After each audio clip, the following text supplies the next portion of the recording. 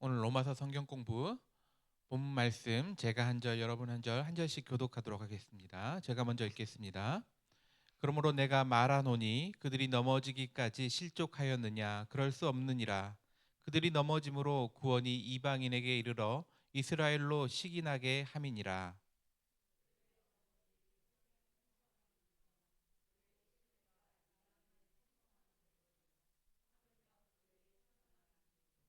내가 이방인인 너희에게 말하노라.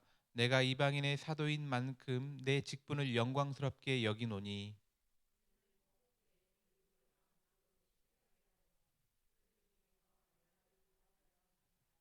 그들을 버리는 것이 세상의 화목이 되거든 그 받아들이는 것이 죽은 자 가운데서 살아나는 것이 아니면 무엇이리요?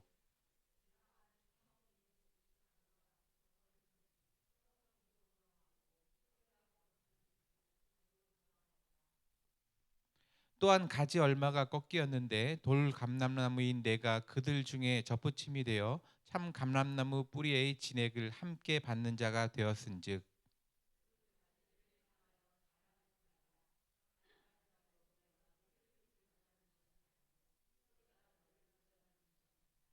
그러면 내 말이 가지들이 꺾인 것은 나로 접붙임을 받게 하려 함이라 하리니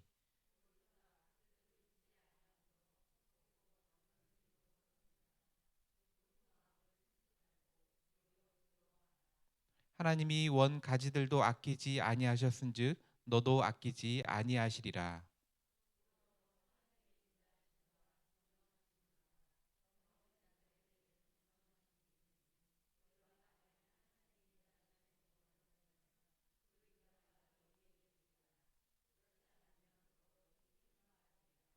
그들도 믿지 아니하는데 머무르지 아니하면 접붙임을 받으리니 이는 그들을 접붙이실 능력이 하나님께 있음이라. 내가 원 돌 감람나무에서 찍힘을 받고 본성을 거슬러 좋은 감람나무에 접붙임을 받았으니 원 가지인 이 사람들이야 얼마나 더 자기 감람나무에 접붙이심을 받으랴. 아멘.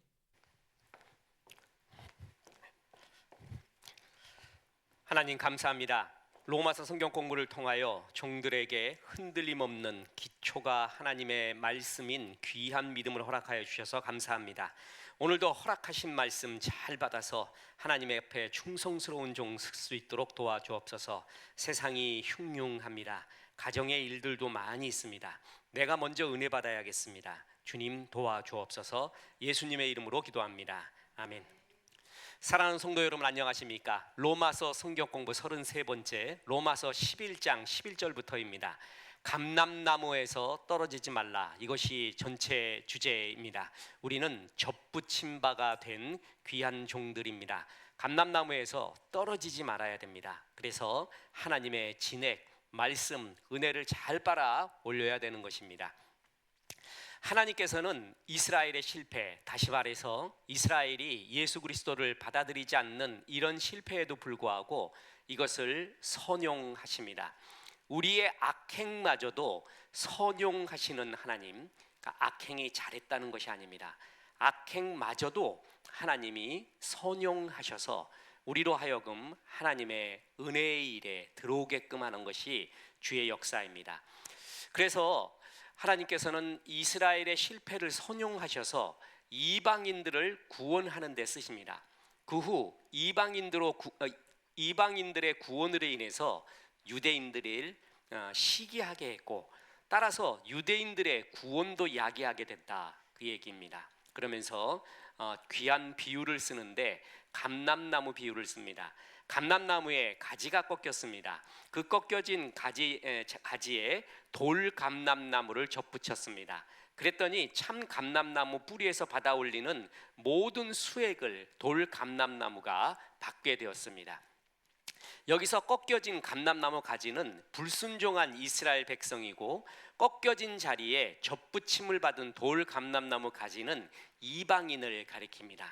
하나님께서는 이스라엘이 거절한 복음을 받아들일 수 있는 그 복음을 받아들일 수 있는 기회를 이방인들에게 베풀어 주셨습니다. 그래서 아브라함과 이삭과 야곱에게 약속된 놀라운 축복을 이방인들, 지금 우리들이 받게 된 것입니다.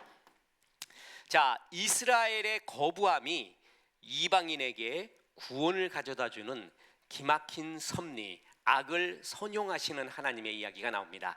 자, 11절 같이 한번 읽어보겠습니다. 시작. 그러므로 내가 말하노니 그들이 넘어지기까지 실족하였느냐? 그럴 수 없느니라.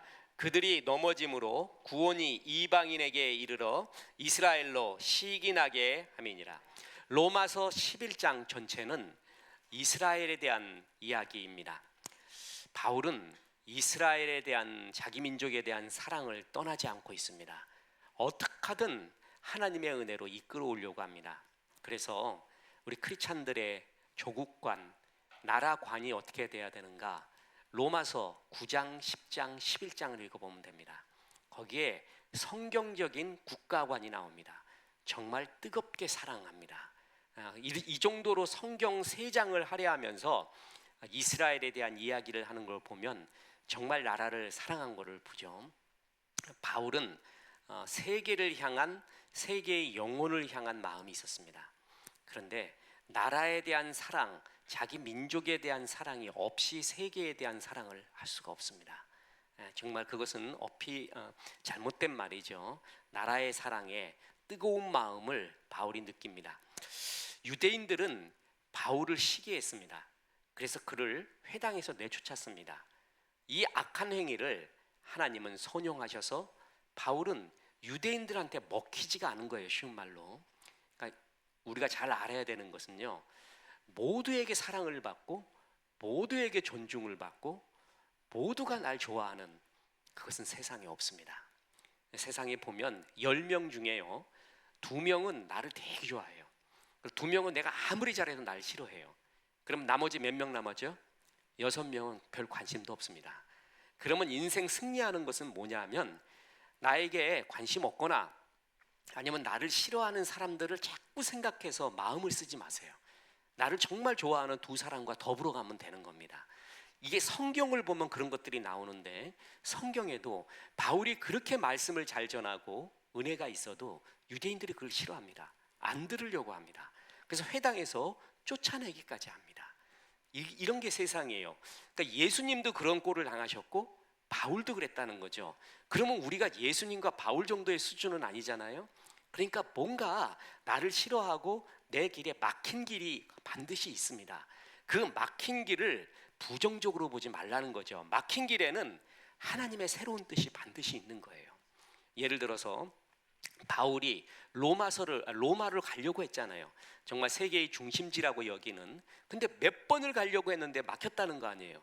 어떤 수를 써도 로마에 가는 것이 맞는데 거기서 순교할 각오까지 돼 있는데 로마로 가는 길을 막았잖아요. 하나님이. 막았을 때는 의미가 있는 거예요. 그래서 뭐가 나왔다고요? 그래서 로마서가 나온 거예요. 복음의 논문서라고 하는, 지금 우리가 배우는 로마서가 바울이 로마로 가지 못했기 때문에 나온 편지란 말이죠. 바울이 회당에서 쫓겨납니다. 사람들이 싫어합니다.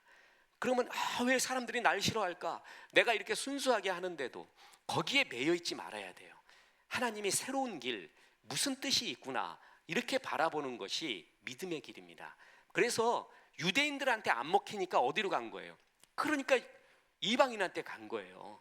그래서 하나님이 유대인의 거부가 이방인 선교의 시작이 되게 만드는 이런 깊은 뜻이 있었다라는 것이죠. 그래서 유대인들이 뭐라고요? 자, 그 전 구절 보면은 이스라엘로 뭐라고요? 시기나게 한대요. 그러니까 이방인들이, 구원이 이방인들에게 이르렀죠. 그래서 유대인들이 시기해가지고 다시 돌아오게끔 한대요. 이때 이 시기라는 말이 참 기가 막힙니다.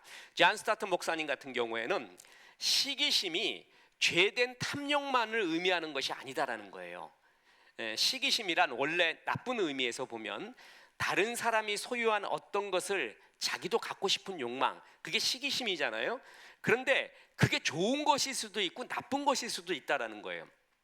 욕망의 대상, 그것이 정말 그가 갖고 있는 것을 내가 가져서 그의 위치에 올라가고 싶어요. 그리고 그것은 나한테 허락한 게 아니에요. 그에게만 갖고 있는 어떤 특별한 고유의 하나님의 어떤 은혜예요.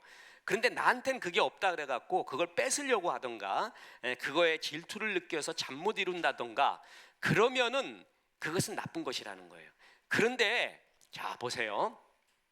그것이 선하고 하나님이 모든 사람에게 누리도록 허락하신 복이라면 그것을 탐내고 나아가 그것을 가진 사람들을 시기하는 것은 가치 있는 일이 된다는 거예요. 자, 예를 들어서 저 사람이 전도를 굉장히 잘해요. 전도하고 있어요. 성경을 굉장히 잘 보고 있어요. 이것은 저 사람한테만 있는 게 아니라 모두에게 있어야 되죠. 나도 하나님께서 그걸 원하시잖아요. 그래서 그걸 보고 내가 나도 잘해야지 했다는 것은 시기가 아니라는 거예요. 그것은 좋은 의미에서 도전이라는 것이죠. 나에게 도전을 준다. 그러니까 저 사람만 갖고 있는 어떤 게 있는데 그것마저 빼앗고 싶은 마음, 그 탐욕 때문에 그런 것은 시기의 나쁜 점이에요. 그런데 누구에게나 가져야 돼요. 이거는 하나님이 원하시는 일이에요. 근데 그건 나는 하지 못하고 저 사람은 잘하고 있어요. 그러면 그걸 보고 내가 도전을 받아요. 그때 그 받는 도전은 시기라고 하지 않는다는 것이에요. 아기가 하도 젖을 안 먹어요. 우유병을 줘도 안 먹어요. 게임에 빠져갖고 애가. 그랬더니 엄마가 어떻게 하냐면은 다른 애를 데리고 와요.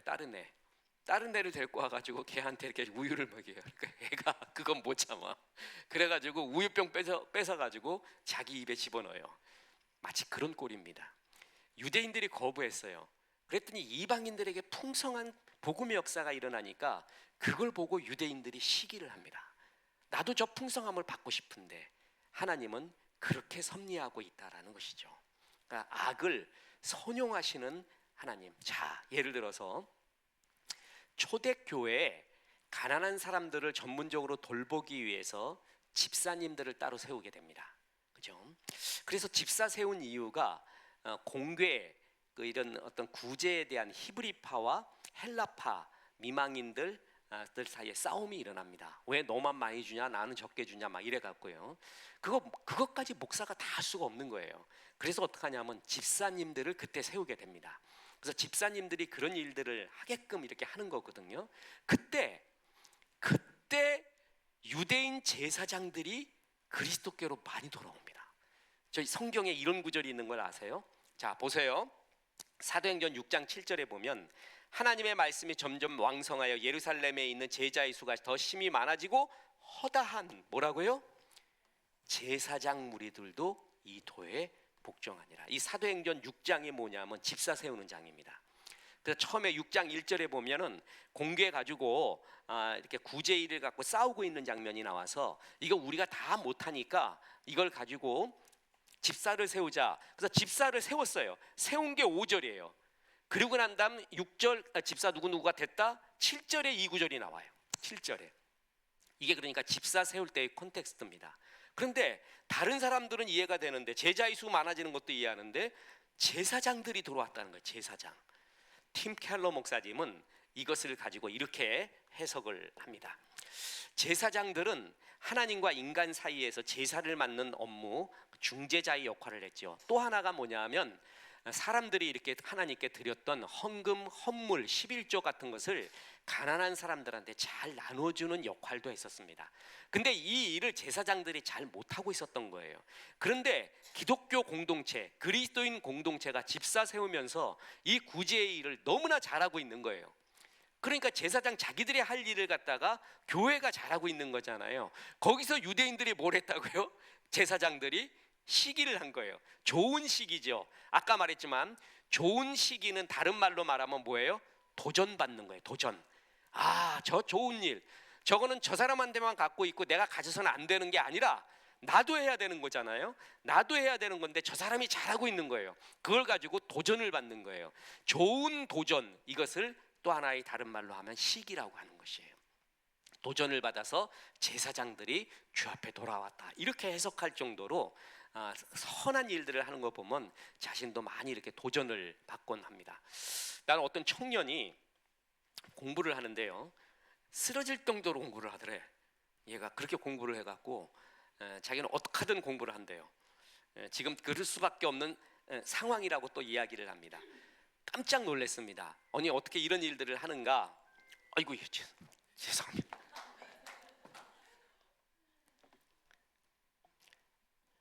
공부하라는 주의 싼인 것 같습니다.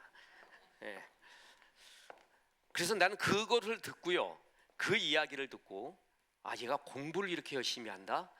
물론 대학 다니고 또 다른 사명을 위해서 이제 그렇게 하지만 그걸 보고 도전을 받습니다. 이 정도로 해야 되는구나. 그래서 얘가 공부를 해서 어느 정도냐, 이제 수의과를 원하는데 이제 강아지를 데리고 거기를 갔어요. 그 동물병원에. 그래서 그 강아지가 그 수의사가 말하는 거를 거의 100% 알아들어요. 100%다 알아듣는 거예요. 그 정도로 지금 공부를 하고 있는 거예요. 그래서 어느 정도냐면 애가 개의 그 뼈구조, 뼈에 뭐가 있고 뭐가 있고, 그래서 약 처방을 해주는데 무슨 약을 처방하는지를 다 안대요. 그러니까 얘가 무슨 아픔이 있고 이런 거를 그걸 다 한 거예요.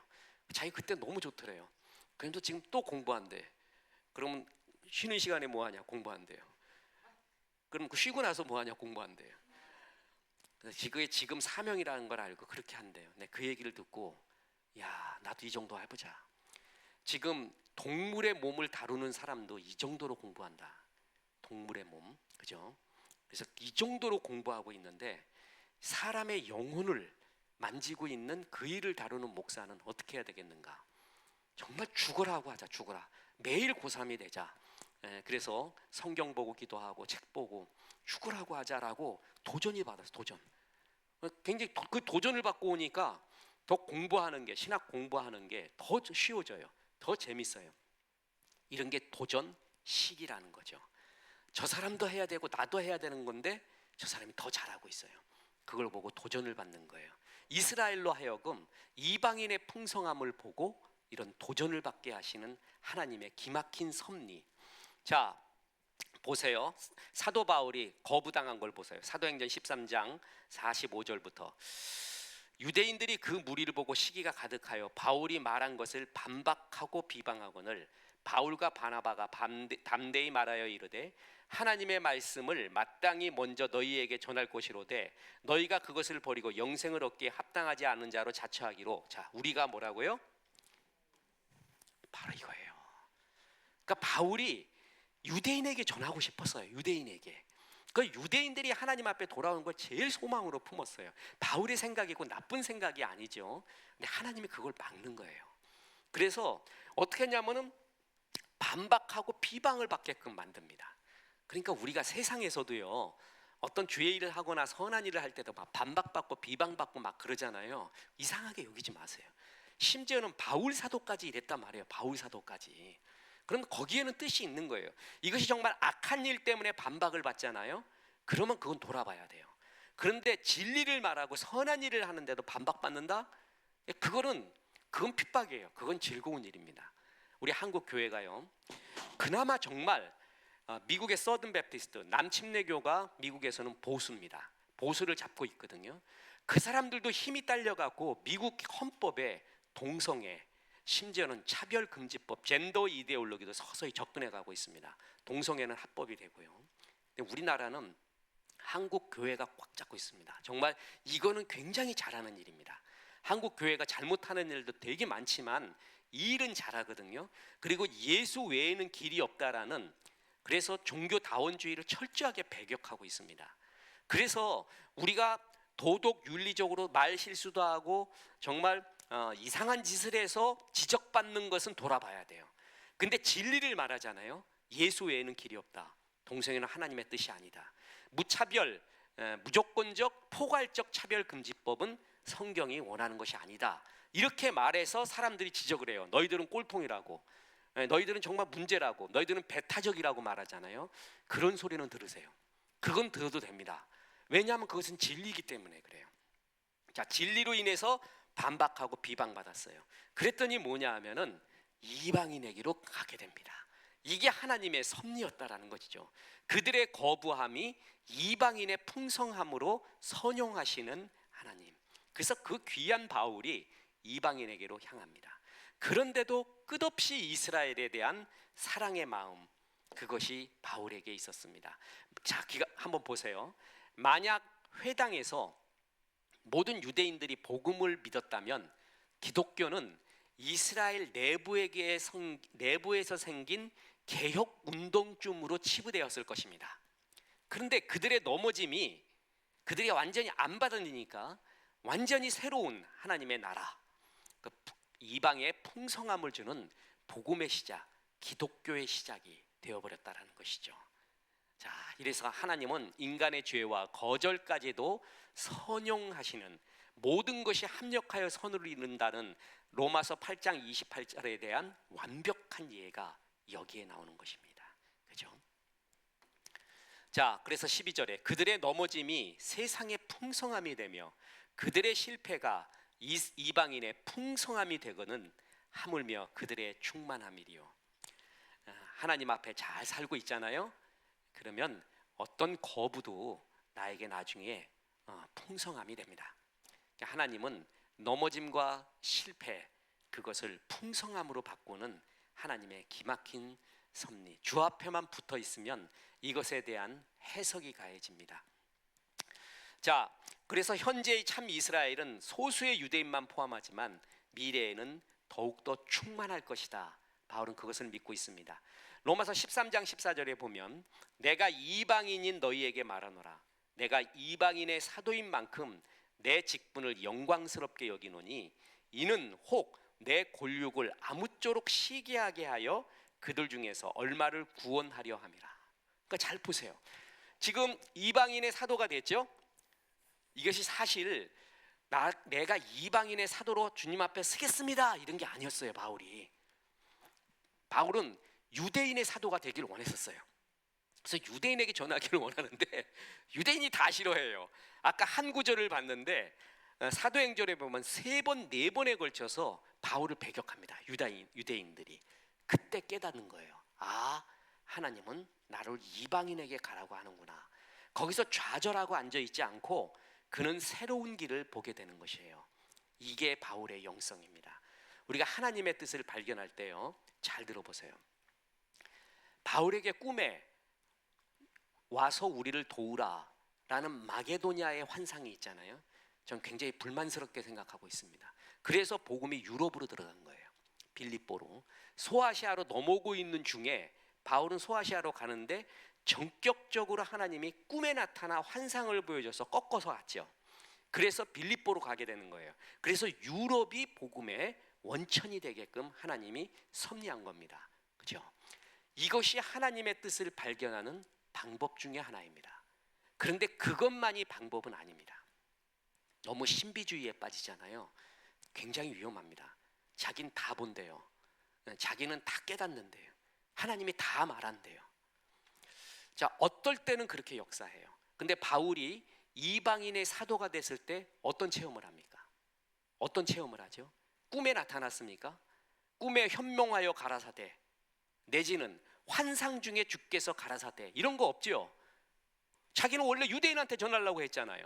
그런데 왜 이방인의 사도가 자기는 확신하고 있어요? 내가 이것인 걸 왜 확신하죠? 하나님이 직접적으로 그렇게 말하지 않았잖아요. 성경에 보면은, 그죠? 어떻게 알았어요? 거부함으로 안 거죠. 유대인들이 거부하는 걸 보고, 그래서 지각이 있는 자, 성숙된 자는 지각을 사용하여 주의 뜻을 분별하는 자라고 했어요. 이때 지각을 사용한다. 굉장히 어려운 구절이지만 쉽게 이야기하면 총체적으로 볼 줄 안다는 거예요. 총체적으로. 그러니까 어떤 한 가지 사실만이 아니라 전체를 봤을 때 이것은 이런 주의 뜻이구나 하고 느껴지는 것이에요. 그죠? 종합적 판단력이 그에게 있다라는 것이죠.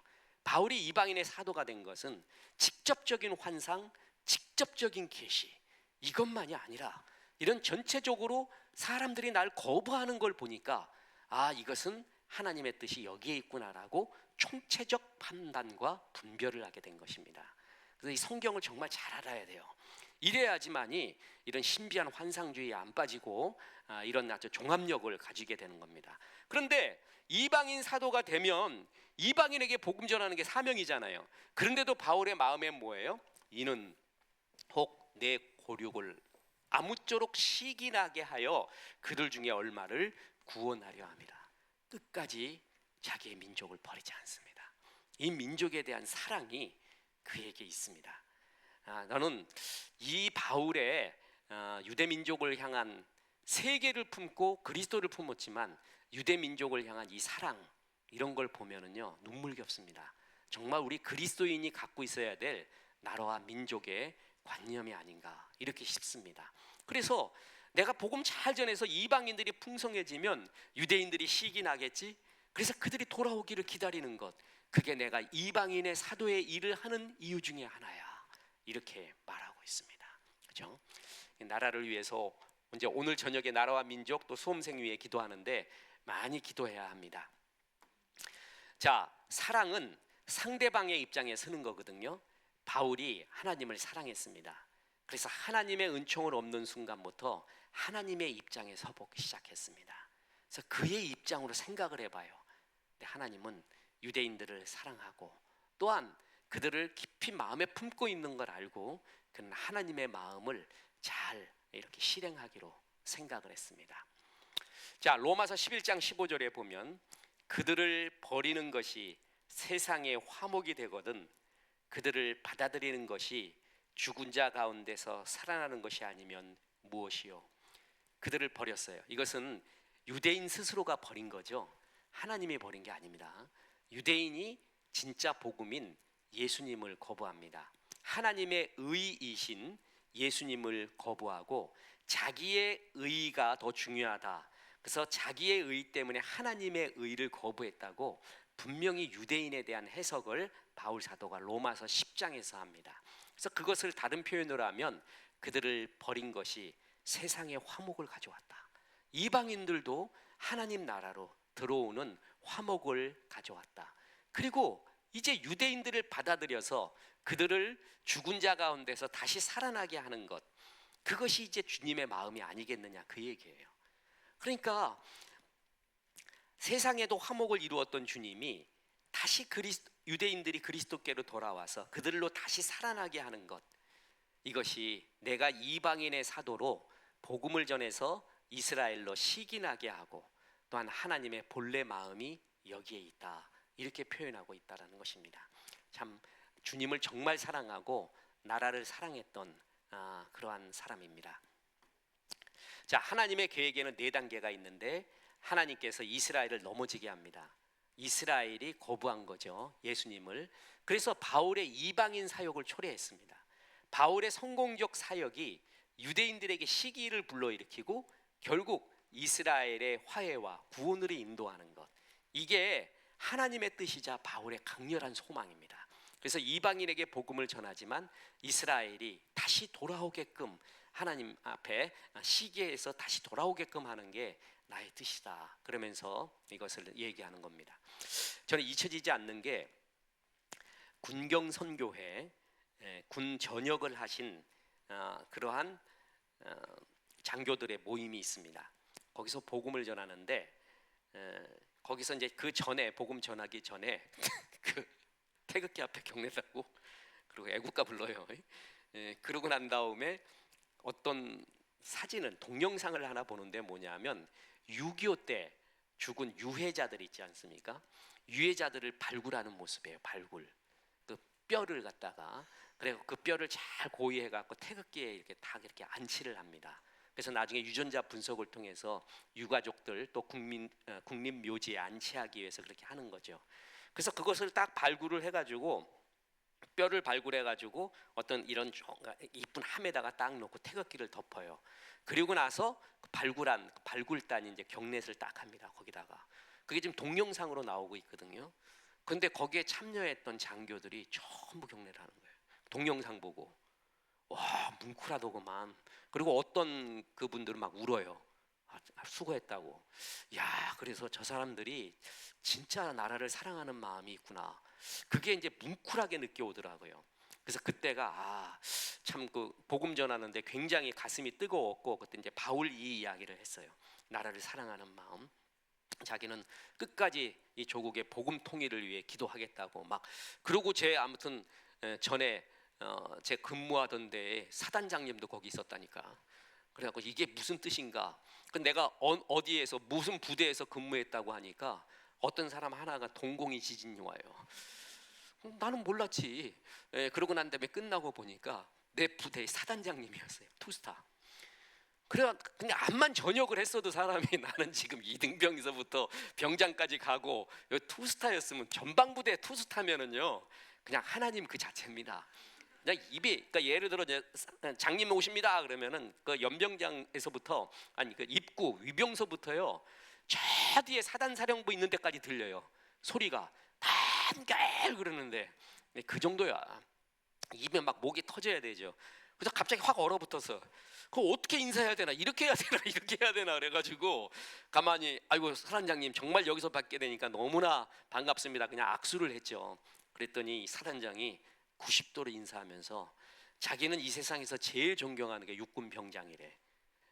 자기는 직업군인이었지만 여러분 나라를 지킨 그리고 건강하게 전역한 육군 병장 정말 존중하고 또 자기 사단에 있던 사람이 목사까지 돼서 이렇게 복음 전하는 거 보니까 너무 좋대요. 그래서 그때 그 복음 전한 예수의 이야기도 있었지만 왠지 모르게 그 나라에 대한 마음 있잖아요. 나라, 내 나라, 내 조국에 대한 그게 진짜 가슴에 뭉클하게 다가오더구만요. 바울이 이방인의 사도였어도 자기 민족을 버리지 않습니다. 하나님의 뜻이 이렇게 있다라는 것을 알고 그렇게 이방인 사도에 전념하는 것을 볼 수가 있습니다. 나라 사랑하는 것 성경적입니다. 이 나라가 잘 돼야 우리가 기도할 수 있고 마음대로 신앙생활 하잖아요. 탈북 목사들 와서 얘기 들어봐요. 하나님 그 말은 굉장히 좀 맞는 것 같아요. 불공평하대. 자기 젊은 시절에 하나님 알았으면 자기는 더 불덩어리가 됐을 거래. 한 번도 못 들었대. 그냥 이렇게 중국 넘어가서 들었대요. 그러니까 중국이 잘 돼야 돼요. 중국이 지금 선교사들 다 추방했잖아요. 중국의 선교사들이 있었을 때 북한 사람들이 복음 들었습니다. 그게 루트가 굉장히 좋았는데 그게 끊기니까 이제 들을 길이 없는 거예요. 그러면서 이제서야 믿는다 그럴 때 아 그렇구나 이런 마음 우리가 참 복이 있는 거예요. 자유 대한민국에 태어난 게 복이 있는 거죠. 우리가 북한에 태어났어 봐요. 지금 어떻게 살았을까? 우리가 어떻게 살았을까 생각해봐요. 이것만 생각해도 정말 은혜 아닙니까? 바울은 이런 나라에 대한 생각, 민족에 대한 생각이 그에게 아주 많았습니다. 그러면서 16절에 좀 난해 구절이 나오는데 제사하는 처음 익은 곡식가루가 거룩한즉 떡덩어리도 그러하고 뿌리가 거룩한즉 가지도 그러하니라. 이게 사실 유대인 얘기예요. 아주 쉽게 이야기하겠어요. 처음 익은 곡식 있잖아요. 이것을 하나님께 드렸어요. 처음 익은 곡식을 구약 때 제사를 할 때. 그러면 처음 익은 곡식의 의미가 무엇이냐 하면은 그것을 받음으로 하나님은 전체를 받은 것으로 여기십니다. 그러니까 지금 내가 첫 열매를 주 앞에 드렸어요. 그러면 그 땅에 얻었던 모든 후학 있잖아요. 그러니까 첫 열매라 그래 갖고 만약에 밭에서 쌀 100가마니를 갖다가 수확을 했어요. 근데 그 중에 100가마니 드리는 건 아니잖아요. 근데 첫 열매 한 11조 10가마니를 드렸어요. 그러면 나머지 90가마 있잖아요. 90가마도 다 받은 걸로 여겨요. 그리고 앞으로 이 땅에서 나는 거 있잖아요. 이 땅에서 나오는 것을 전부 받은 것 하나님이 기뻐하시고 받은 것으로 여기는 게 드림의 의미입니다. 굉장히 중요한 거예요.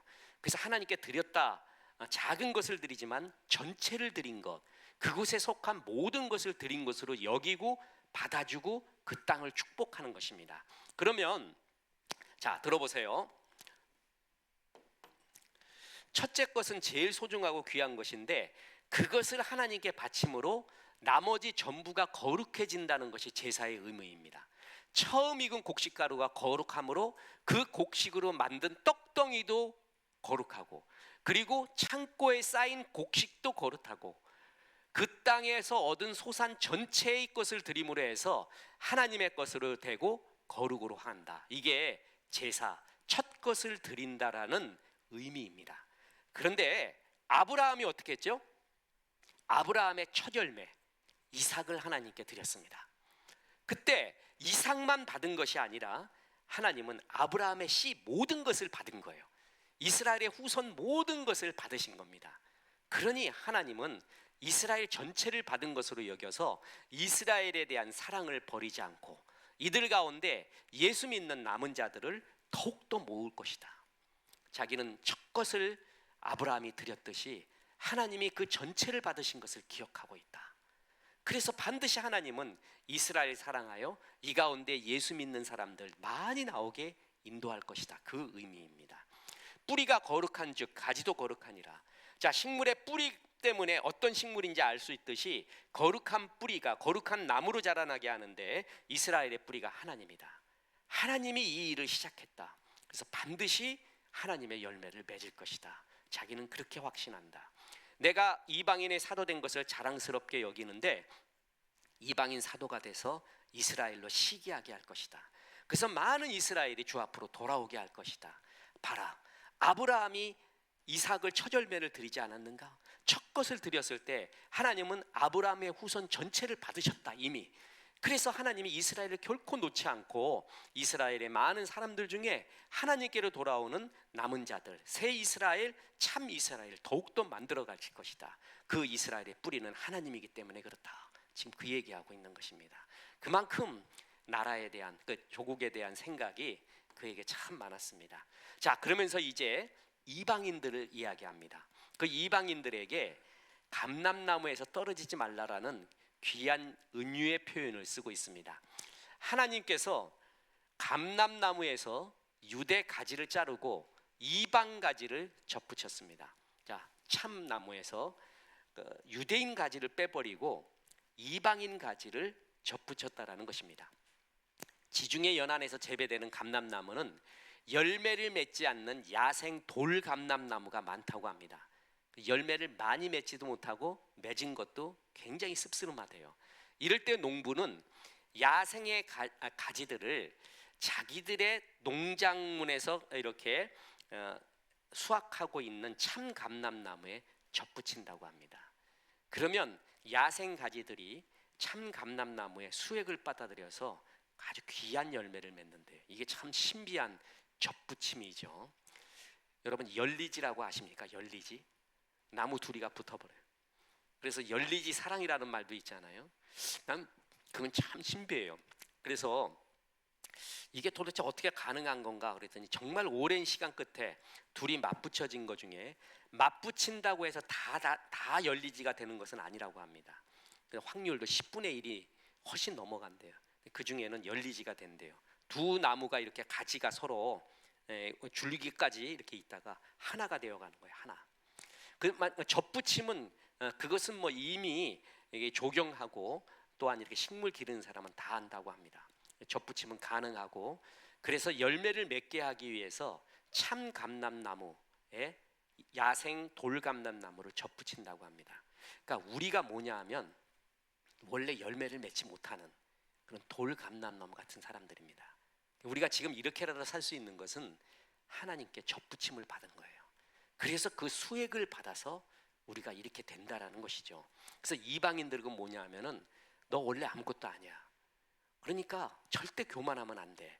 그러면서 이 감람나무 비유를 들고 있는 겁니다. 17절에 또한 가지가 얼마가 꺾였는데 돌 감람나무인 내가 그들 중에 접붙임이 되어 참 감람나무 뿌리의 진액을 함께 받는 자가 되었다. 이게 우리들이에요.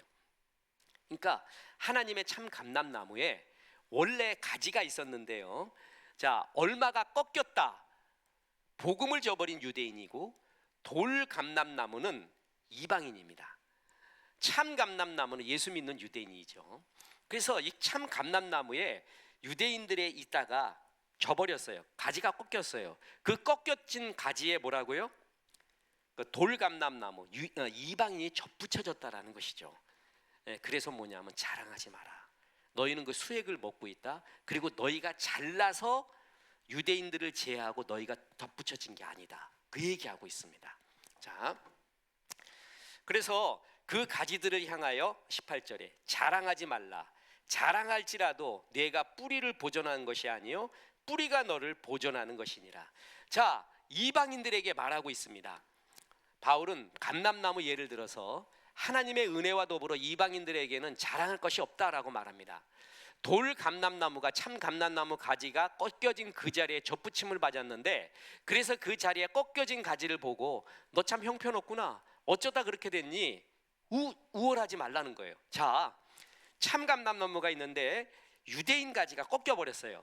거기에 돌감람나무인 이방인 가지가 붙었다는 거 아니에요.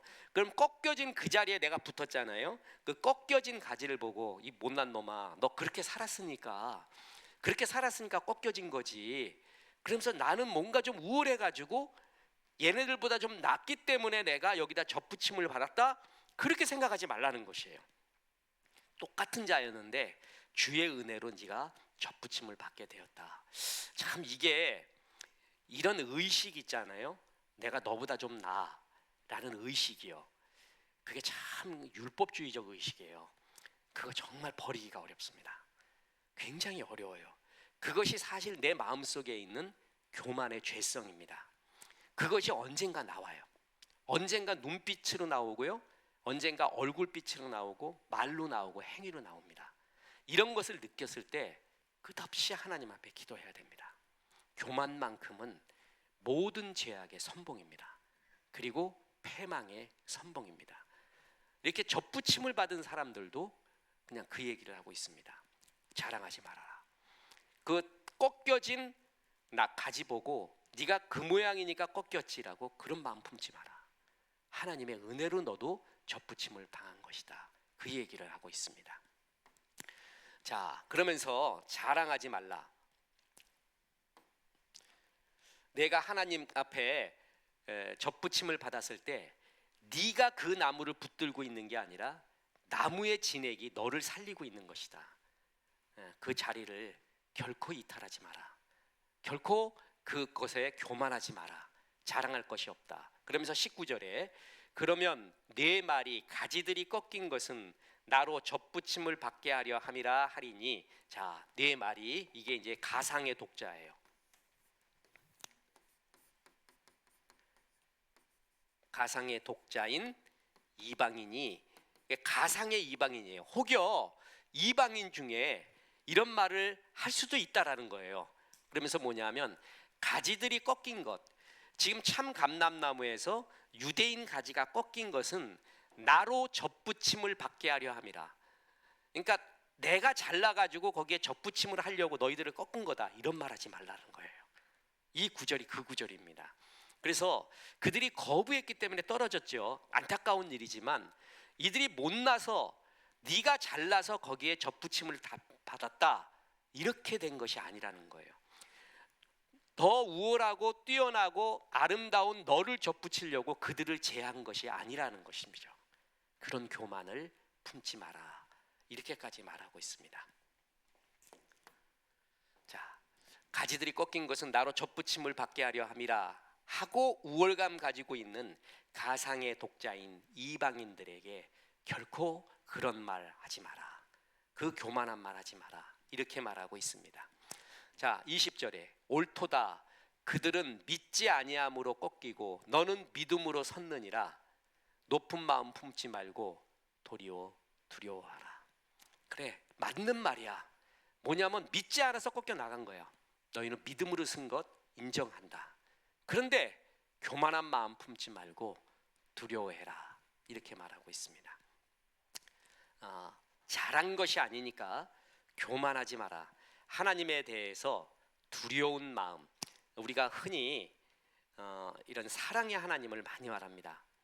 그 굉장히 잘못된 이분법 중에 하나가 구약의 하나님은 율법의 하나님, 신약의 하나님, 예수님은 사랑의 하나님, 은혜의 하나님. 구약의 하나님은 형벌하는 심판의 하나님, 신약의 하나님은 은혜와 사랑의 하나님. 이렇게 이분법으로 나누는 사람들이 있습니다. 잘못됐습니다. 그렇지 않습니다.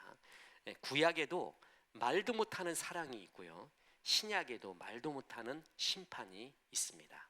그래서 이것은 이렇게 구별하면 신구약을 정말 잘못 이해하는 그런 신학이 됩니다. 이 구약의, 그러나 신약의 하나님은 동일한 하나님이고 이 하나님은 사랑의 요소와 더불어 심판의 요소를 같이 갖고 있습니다. 예수님이 베들레헴에서 오셨잖아요. 마국간에서 연약한 자로 오십니다. 유대인들이 다 궁금했습니다. 메시아는 어떻게 올 것인가. 아마 구름 타고 신성한 가운데 올 거라고 생각했는데 마국간에서 아기로 왔어요. 아기. 그것도 목수의 아들, 그냥 천민의 아들. 유대인한테 정말 자존심 상하는 거예요. 그죠? 예수님은 우리를 정말 사랑해 주님으로 오셔서 우리와 함께 울고 있고 십자가에서 죽으시는 용서와 사랑의 하나님으로 왔어요. 근데 이제 재림을 하시잖아요. 재림 때는 사랑의 주님으로 오는 게 아니라 심판의 주로 오십니다. 그래서 그때는 이미 끝나는 것입니다. 심판의 주로 와요. 그래서 우리가 또 죽잖아요.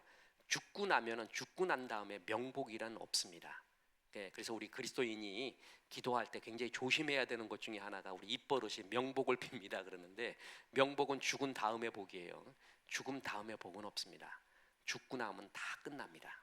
이미 다 끝나서 천국과 지옥으로 나눠지게 되죠. 그래서 명복이라는 것은 없습니다. 카톨릭에서 연옥설이라는 것을 말합니다.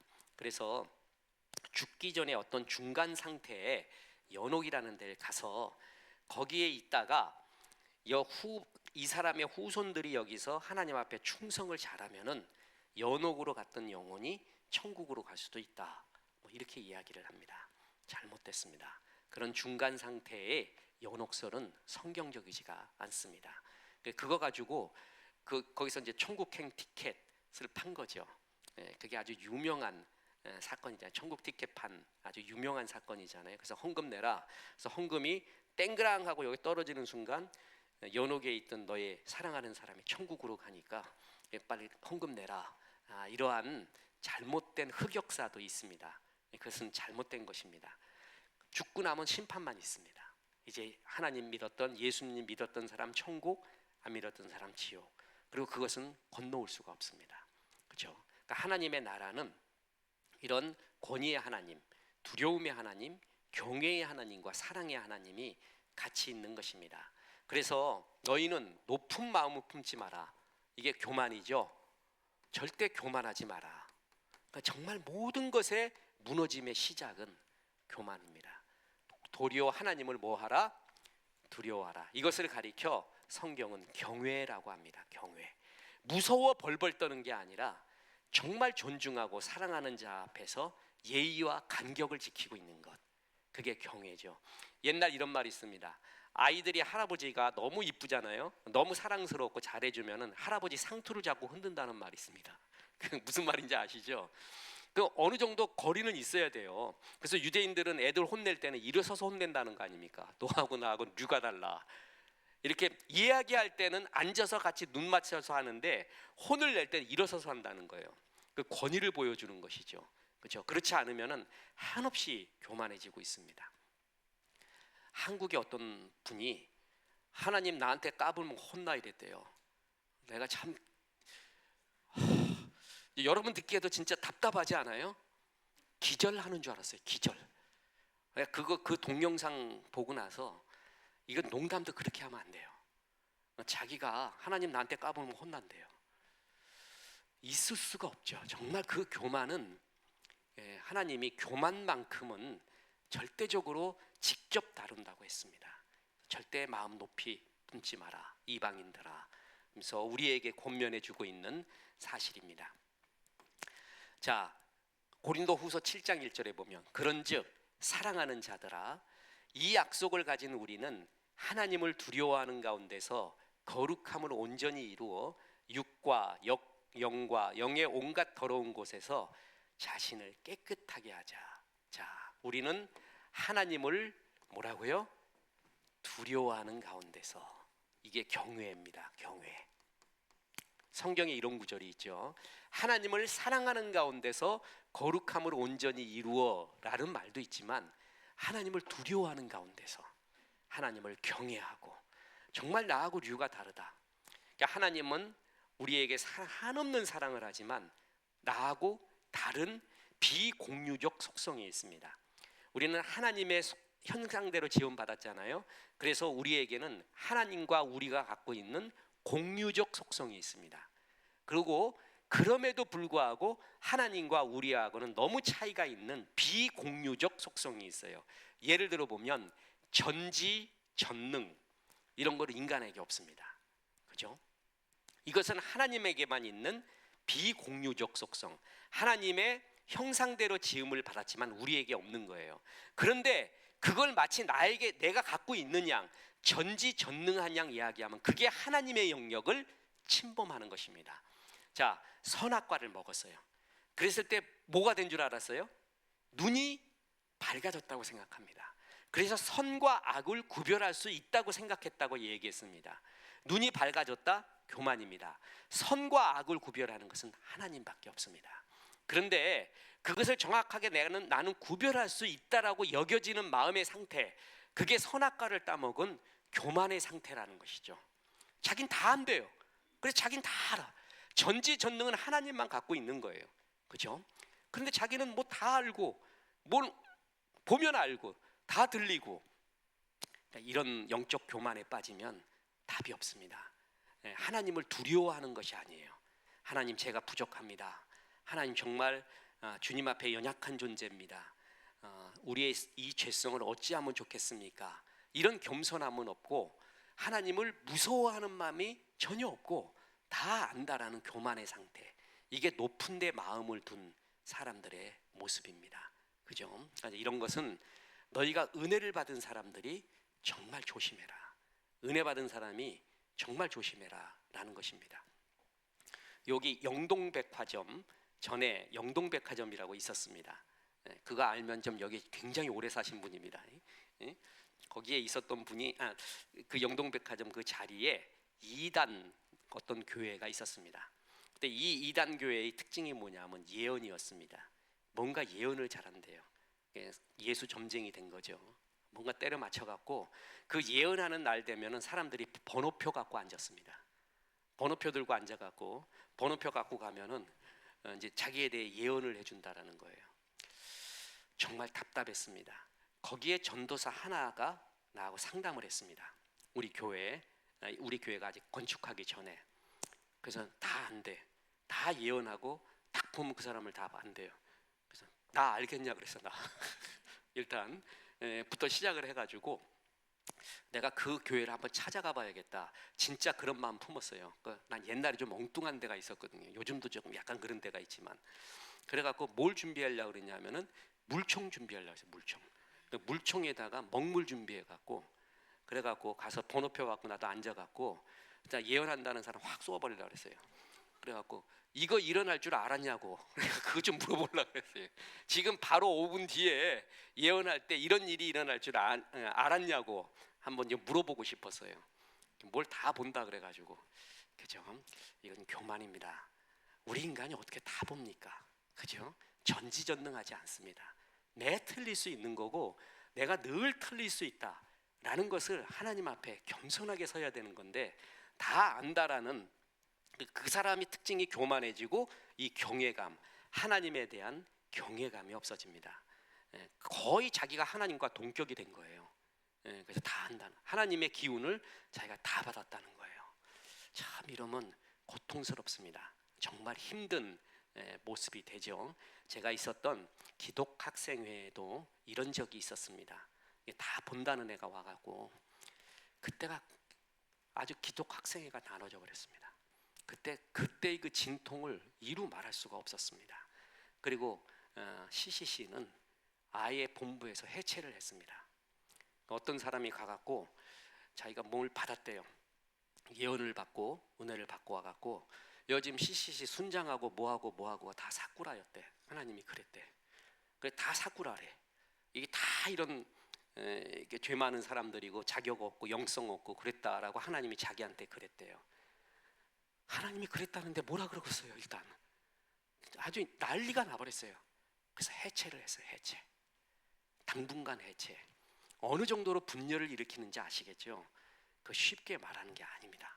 잘못하면 우리가 이렇게 하나님을 두려워하는 마음이 없이 이런 교만한 마음으로 흐를 수가 있어서, 바울은 온갖 더러운 곳에서 자기를 깨끗하게 두려운 가운데서 이 마음을 품으라고 이렇게 이야기합니다. 그러면서 21절, 하나님이 원 가지들도 아끼지 아니하셨은즉 너희도 아끼지 아니하리라. 그럴 수 있다라고 이야기하고 있습니다. 자, 이 구절을 이야기할 때 보세요. 감람나무에 이스라엘 민족 대부분을 꺾이신 것은 하나님의 준엄하신 때문이고, 이방인을 접붙인 것은 인자하심 때문입니다. 그렇지 않으면 너도 찍힌 바 되리라 라고 이야기했습니다. 여기서 찍힌 바 되리라, 너도 떨어진 바 되리라 교만하면 여기서 굉장히 중요한 신학적 문제가 나옵니다. 구원을 상실한다는 의미인가? 바로 이런 거예요. 성경에 보면은 구원 받았다가 중간에서 뭔 교만해지고 잘못하고 잘못 행위해서 구원을 상실한다라는 듯한 구절들이 있습니다. 이게 굉장히 신학적으로 어려운 것이고 난해 구절이기도 하고 이게 굉장히 조심스럽게 다뤄야 됩니다. 그러나 저는 확신하는 것이 있습니다. 뭐냐 하면 이게 구원을 상실한다는 의미가 아니라 은혜에서 떨어져 나간 사람들은 원래부터 구원받지 않은 사람들입니다. 그러니까 저 사람이 예수 잘 믿다가 떨어져 나간 게 아니에요. 원래 안 믿었던 사람이에요. 구원에 이르는 믿음, 예수 그리스도를 영접한 사람이 아니었다라는 것이죠.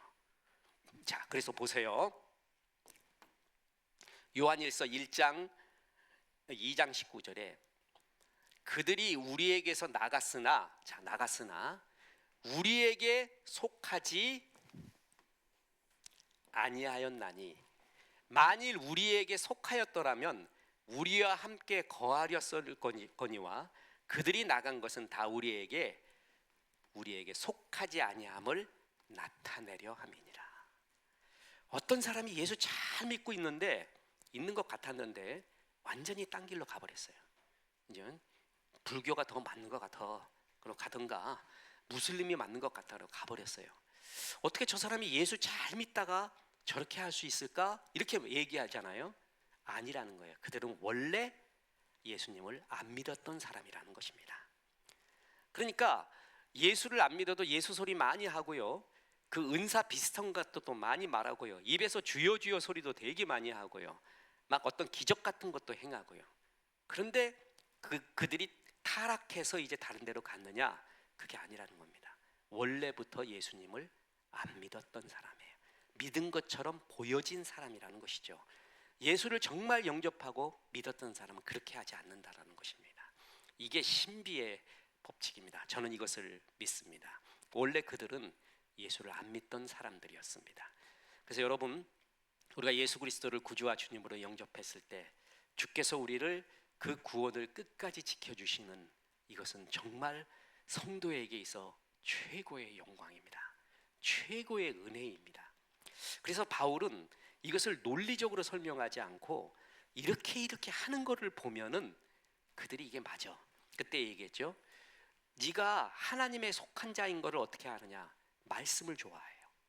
그리고 믿음의 역사가 일어나요. 이런 몇 가지의 증거가 있더라는 거예요. 그러면은 그가 정말 예수를 믿고 있는 증거라는 것입니다. 일단 여러분이 하나님의 말씀을 좋아합니다. 하나님의 말씀이 어떤 것보다도 이렇게 좀 좋습니다. 세상 비교할 수 없게 좋죠. 그것은 벌써 복이 있기 때문에 보세요. 복 있는 자들은 여호와의 율법을 즐거워하여 그 율법을 주야로 묵상하는 자로다. 자, 보세요. 말씀을 묵상하는 자, 주야로 묵상하는 자가 복이 있다가 아니라 들어보세요. 복이 있기 때문에 말씀을 좋더라는 얘기예요. 복을 받았기 때문에 은혜가 있기 때문에 말씀이 좋더라 그 얘기예요. 그 구절은 참 중요한 구절입니다. 그러니까 내가 하나님 말씀을 이렇게 좋아하는 것은 복을 받았다, 은혜 받았다, 믿음이 있다라는 증거라는 것입니다. 이것은 감정에 증거하는 비교할 수 없는 정말 즐거운 하나님 나라의 일이라는 것입니다. 자, 그래서 그들은 원래 믿지 않는 것입니다. 그래서 떨어져 나가는 것, 나도 하나님이 제해버려서 구원을 뺏어버린다, 이런 염려는 마시기 바랍니다. 근데 난 차라리 어찌 보면은 그런 구절이 있으면 너무나 좋겠어요. 그러면 성도들 정신 바싹 차릴 거 아니에요? 그죠? 박수 잘해서 내가 하나님의 아예 그 계산까지 하면 좋겠어요. 예배 출석 몇 번 안 하면 넌 지옥이다. 이제부터 11조 안 하면 몇 번 빼먹으면 넌 그거다. 구제도 안 하고 뭐도 안 하면은 너는 구원 탈락이다. 이렇게 하면 얼마나 좋을까요? 그러면 목사가 설교할 필요도 없어. 알아서 다 할 거예요. 그게 바로 성경이 인간이 만든 증거예요. 그렇게 한다면은. 근데 오직 믿음으로 구원 얻는데요. 내가 행위가 구원받는데 아무 의미가 없대요. 내 옷은 거룩은 더러운 옷이래요. 표범이 그 반점을 없앨 수 없고 구스 여인이 그 피부를 하얗게 할 수 없듯이 너희의 행위로 하나님 앞에 의롭다함을 얻을 사람은 없대요. 교회에 도움이 안 돼. 이거 도움이 안 돼. 도움이 좀 이렇게 행위를 이끌어내면 굉장히 도움이 되겠는데, 그죠? 그래서 그 성경이 하나님의 말씀인 증거입니다. 인간 공동체에서 만들어낸, 인간 공동체의 유익을 위해 만들어낸 게 아니라는 것이죠. 구원 염려하지 마십시오. 하나님이 지켜주시고 은혜로 줍니다. 그래서 그들도 믿지 아니하는데 머무르지 아니하면 접붙임을 받으리니 이는 그들을 접붙이실 능력이 하나님께 있습니다. 자, 믿으면은 나중에 유대인들도, 너희들도 접붙였듯이 유대인들도 다시 하나님께로 오면 또 접붙여 주리라. 구원의 능력은 하나님께 있다. 그 이야기를 하고 있습니다. 우리의 행위가 아니라는 것입니다. 자, 들어보세요. 구원의 능력이 하나님께 있다라는 이 이야기의 핵심이 뭐냐면은 부자 청년의 이야기입니다. 이 부자 청년, 우리가 성경에서 잘 보잖아요. 이 사람은 부자예요. 젊었어요. 진리에 대한 탐구가 있었어요.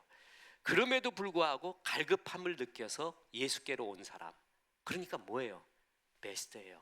이 부자 청년 나쁜 사람 아닙니다. 베스트 중에 베스트예요. 젊었고요, 사업도 성공을 하고 돈도 많았어요. 그런데 거기에 교만하지 않고 진리에 대한 고민이 되게 많았어요. 그래갖고 예수님이 물었잖아요. 이런 걸 지켰느냐? 다 지켰다고 얘기할 정도예요. 그러면서도 뭔가 갈급함을 느껴서 예수께로 왔던 사람이에요. 그죠? 그랬더니 네 지산 다 팔아가지고 나를 쫓으라. 그러니까 그것은 근심하여 돌아갔다. 그래갖고 부자 청년의 문제는 돈이었다. 그것도 2차적으로 맞아요. 1차적인 의미는 아니에요. 그건 2차적인 의미예요. 1차적인 의미가 뭐냐면, 그래서 부자 청년이 근심하며 돌아갔어요. 그때 제자들이 묻습니다. 뭐라고 묻냐면, 주님, 우리보다 난데요. 보니까 우리보다 홀라요, 저놈이. 암만 해도 우리보다 나은 것 같은데 저 사람이 구원 못 받으면 누가 받습니까? 그걸 물어보는 거예요. 그래서 그때 예수님의 대답이 부자 청년 이야기의 1차 중요한 사실입니다. 무슨 얘기인지 아시겠죠? 누가 봐도 정말 베스트 청년 아니에요. 젊은 사람이 공부도 많이 했고요, 진리에 대한 강구도 있고 사업도 성공을 했고, 그런데 교만하지 않고 예수님께 그래도 결정타 하나를 얻기 위해서 왔을 정도. 이 정도면 최고 아니에요. 그럼 저 정도만 했어도 구원받지 않느냐? 그러니까 제자들이 볼 때 자기보다 헐 나요, 저 사람이. 저 사람이 구원 못 받으면 누가 받습니까? 이렇게 물어봐요. 답답해갖고. 그때 예수님이 하신 대답이 이겁니다. 마가복음 10장 26, 27. 제자들이 매우 놀라 서로 말하되 그런즉 누가 구원을 얻을 수 있을까? 자, 무슨 얘기인지 아시겠죠? 저 정도의 사람도 구원 못 받으면은 누가 구원 얻느냐? 우린 다 땡이야. 저게 보니까. 그때 예수께서 그들을 보시며 이르시되 사람으로는 할 수 없으되 이거예요. 하나님이 하신다. 구원이라는 것은, 자, 누가 구원을 얻느냐? 사람으로는 할 수 없다, 그 얘기예요. 너희가 보기에도 너희보다 부자 청년이 훨 낫지. 훨 나. 내가 봐도 낫다. 그러면 만약에 행위로 구원을 얻는다고 치면은 부자 청년이 받는 거예요. 제자들은 못 받고 말이에요. 그러니까 제자들도 그걸 알 정도예요. 저 정도면 구원받아야 되지 않겠습니까? 할 정도인데 사람의 행위, 그가 아무리 멋있어도, 내가 말했지, 그러면 네 재산 한번 다 놓고 나를 쫓아봐라. 거기에 걸리잖아. 사람은 진짜 하나님이 원하는 행위, 그까지 다다르는 사람이 없어. 사람이 안 하고 구원은 누가 준다? 누가 구원 얻느냐? 하나님이 준다. 그 얘기입니다. 구원은 하나님께 있다는 겁니다. 저는 이 구절이 그렇게 좋을 수가 없습니다. 제자들 얼마나 시기심도 느끼고 도전받았을까요? 멋진 사람 하나 나타났으니까 이제 큰일 났다. 저놈이 이제 수제가 될 것 같다. 저놈이 정말 구원이 있다면 저놈이 얻을 것 같다. 그러지 않는데 떠나가잖아요. 그럼 도대체 예수님, 누가 구원 얻어요? 저 사람도 안 되면. 사람의 행위로서는 할 수 없다. 하나님이 하신다. 그 얘기를 해주는 게 부자 청년 이야기의 첫째 주제입니다. 그죠? 그것은 돈을 사랑해서 하나님을 떠나갔다. 그 이야기는 2차적인 얘기입니다. 그 사람한테 행위에 있어서 제일 약한 것은 돈이었어요. 그걸 얘기한 거예요. 근데 만약에 어떤 사람은 명예를 되게 중요시 한다고 여기서요. 근데 그 명예 한번 내려놔 봐라. 그건 못해요. 사람의 행위가 하나님 앞에 온전해질 수 있는 사람은 없다. 누구나 다 한 가지씩 맹점이 있어요. 그 행위에 맹점들이 있어요. 그죠? 선한 행위에 부자 청년한테는 돈이었어요. 그렇듯이 누구에게는 행위의 맹점은 다른 것일 수가 있고, 어떤 사람은 행위의 맹점은 이거일 수가 있고, 그래서 완벽한 행위하는 사람은 없다. 구원은 사람이 할 수 없는 것이다. 하나님이 준다. 그래서 하나님이 주신 믿음, 하나님이 주신 은혜이기 때문에 이 구원을 끝까지 지켜주십니다. 정말 좋은 일입니다. 저 사람 예수 잘 믿다가 지금 목사님 불교 갔다는데요, 원래 안 믿던 사람입니다. 그 사람은 예수를 영접한 사람이 아니라 원래 안 믿던 사람입니다. 믿은 것처럼 보여진 사람입니다. 믿는 것처럼 포장되어진 사람이지 예수 그리스도를 사랑해서 영접하면 그러지 않습니다. 아무리 그래도 그러지 않습니다. 정말 주님을 사랑합니다. 그게 구원받은 사람이 갖고 있는 주님 사랑에 대한 붉은 마음입니다. 그래서 마지막 9절 24절입니다. 내가 원 돌 감람나무에서 찍힘을 받고 본성을 거슬려 좋은 감람나무에 접붙임을 받았으니 원가지인 이 사람들이야 얼마나 더 자기 감람나무에 접붙이심을 받으랴. 자, 이방인 너희도 감람나무 가지가 떨어진 데서 하나님이 접붙였는데 지금 원래 있었던 가지를 하나님이 얼마나 사랑하겠니? 그래서 언젠가 주님의 사랑으로 그들을 접붙일 것이다. 그러니까 바울은 이방인에 대한 복음을 전하면서도 끝내 뭐예요? 이스라엘 사람들이 하나님 앞에 붙여지기를 그렇게 원하고 있는 거예요. 진짜 애절한 마음이에요. 이방인 보고 교만하지 말라고 하면서. 왜 그러냐 하면은 유일하게 로마서 14장 로마서 14장에 보면은 로마 교회의 어찌 보면 유일한 상황적 이야기가 나옵니다. 모든 서신은 그 교회의 상황에 따라 바울이 그 상황을 해결하기 위해서 편지를 쓴 거예요. 근데 로마는 그렇지 않았어요. 로마는 정말 복음의 중심지라 여겨서 복음의 핵심, 상황적 이야기가 아닌 복음의 핵심을 논문처럼 써줬다 그랬잖아요. 근데 유일하게 로마서 14장에 보면 로마 교회에 약간의 문제가 있었던 것을 알 수가 있습니다. 그게 뭐냐 하면 로마 교회에서 예수를 믿은 이방인이죠, 헬라인들이 유대인들을 좀 우습게 하는 거예요. 좀 우습게 알아요. 그래서 이 못난 놈들 그러면서 이방인들이 약간 예수 믿는 유대인들을 좀 무시하고 약간 우습게 여기는 경향이 14장에 조금 나옵니다. 그래서 어떤 학자들은 그걸 경계하면서 너희도 똑같은 자였는데 다만 접붙임을 받을 뿐이지 원가지였던 유대인들을 무시하지 마라. 너희도 접붙였는데 그 원가지를 다시 접붙이지 않겠느냐. 하나님이 언젠가 그렇게 하실 것이다. 절대 교만하지 마라. 이렇게 이야기해 주고 있다는 것입니다. 우리는 본성적으로 전부 죄인입니다. 그래서 인생의 문제는 본질의 문제가 아닙니다. 본질 갖고 이야기하면 안 됩니다. 본질은 다 죄인입니다. 그리고 죄성을 갖고 있습니다. 어디에 접붙여졌느냐의 싸움입니다. 그게 거리의 문제, 그리고 붙어짐의 문제입니다. 내가 세상과 붙어졌느냐, 내가 세상의 뿌리에, 세상의 흙에 내 뿌리를 내렸느냐, 아니면 하나님의 시냇가에 뿌리를 내렸느냐의 문제이지 본성의 문제는 똑같다라는 것입니다. 이 본성이 다르다라고 이야기할 때 그게 교만입니다. 그게 차별입니다. 본성은, 저는 진짜 차별금지법은 성경에 나옵니다. 여러분, 차별금지법도요, 개별적 차별금지법은 좋은 겁니다. 그것은 뭐냐면은 여성과 남성을 차별하지 말자, 인권에 대해서, 그리고 강자와 약자, 서구와 동양, 이 모든 것의 차별을 없애자. 그거 개별적 차별금지법은 굉장히 좋은 거예요. 근데 문제는 뭔지 아세요? 차별금지법이 아니라 포괄적 차별금지법이에요. 포괄. 그게 문제예요. 포괄은 뭐까지 들어가냐면 뭐든지 갖다 붙여도 돼요. 뭐든지. 거기에는 이제 젠더 이데올로기가 가장 기본이 되는데, 이제는 종교를 믿어도요, 네 종교 내 종교 다 존중하자. 나한테 강요하지 마라. 나한테 강요하는 순간 너는 나를 차별하는 것이다. 이렇게 돼요.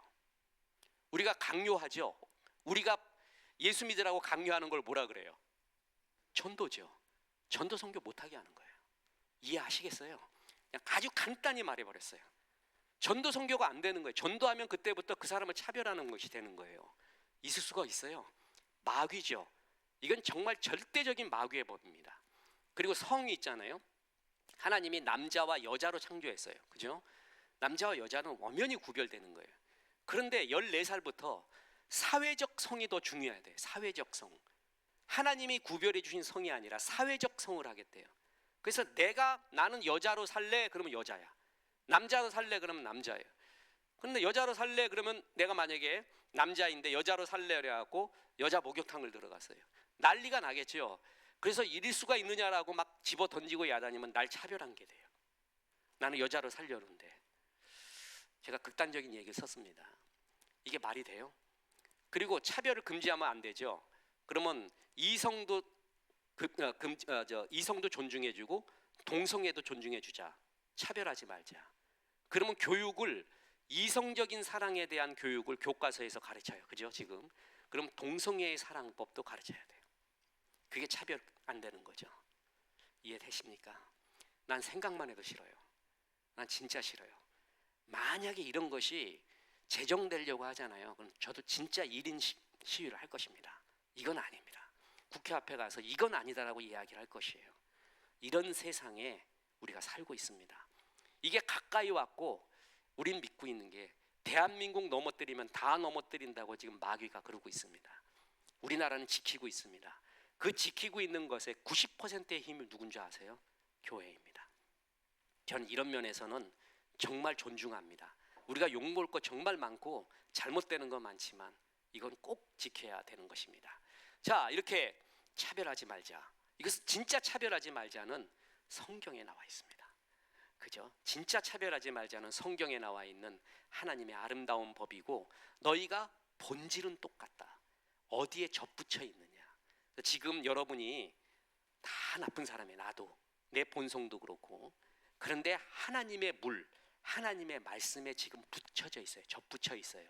그래서 하나님의 기운을 빨아들일 뿐이지 내 스스로 만들어내는 것이 결코 아니라는 거예요. 그래서 이 가지에, 나무에 가지는 잘 붙어 있어야 됩니다. 신앙이 뭐냐? 하나님께 붙어 있는 겁니다. 그래서 하나님의 은혜와 수액을 다 받아들이는 거예요. 그게 신앙이에요. 다시 말합니다. 본질은 똑같습니다. 나무가 똑같은데 하나는 사막에 심기어졌고 하나는 샘터에 심기어졌습니다.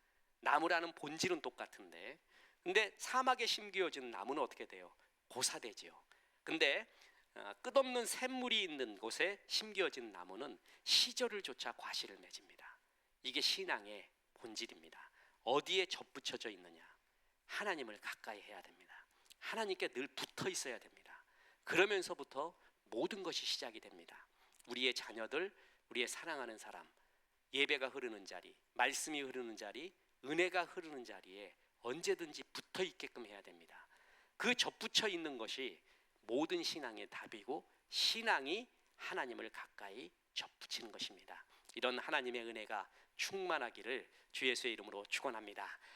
이제 우리 또 영의 양식 주셨는데, 육의 양식 김현주 사모가 또 잘 혼물해서 우리가 식사를 잘 하겠습니다. 그리고 다음 주 수요일은 지금 수험생들 예비 소집일입니다. 그래서 부모님들 다 떠나야 됩니다. 다음 주 수요일이. 그래서 그걸 휴강을 하겠습니다. 그래서 그 다음 주부터 11장이 다 마치며 이제 또 은혜로운 장. 여러분이 로마서에서 어떤 대부분의 목사님들이 9, 10, 11장을 빼버려요. 은혜가 안 돼갖고. 유대인 얘기다. 그러니까 자유주의 신학자들은 유대인 얘기를 우리가 왜 들어?